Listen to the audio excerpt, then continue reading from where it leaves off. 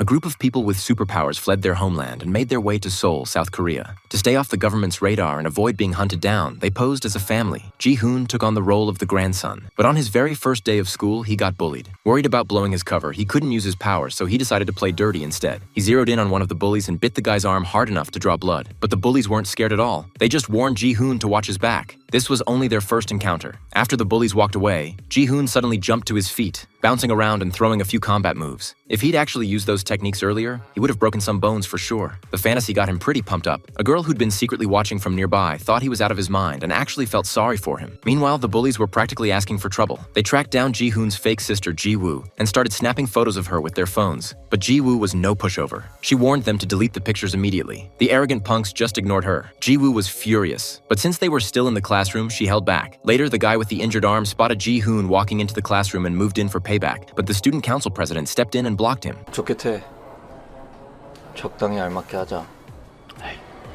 그럼요, 회장님. The president diffused the situation for the siblings, at least for now. But after school, the bullies took things way too far. They photoshopped Ji-woo's face onto explicit images and taunted her with them, trying to lure her somewhere. Ji-woo, still seething from before, took the bait and followed them. Ji-hoon didn't bother helping. He just headed straight home. That's when the girl from earlier caught up with him. She warned Ji-hoon that his sister was in danger. Those bullies had a habit of secretly photographing pretty girls, editing their faces onto inappropriate photos, and then blackmailing them into illegal deals. This girl herself had been one of their victims. But Ji-hoon wasn't worried at all. He said it was the bullies who should be careful about getting hurt. By then, Ji-woo had followed the bullies to an arcade. They were surprised she actually had the guts to show up. Looking at the disgusting photos on their phone, Ji-woo's rage boiled over. She was ready to teach them a lesson. She told them she'd even let them have the first 2 hits. The bullies didn't hold back and punched her twice. But when they tried to swing again,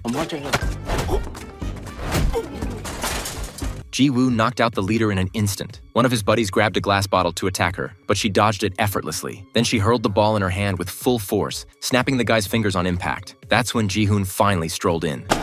대지 마. 내 일이고 내가 해결해. 이 일이면 내가 신경이나 쓰겠니? 하고 가야 되는데.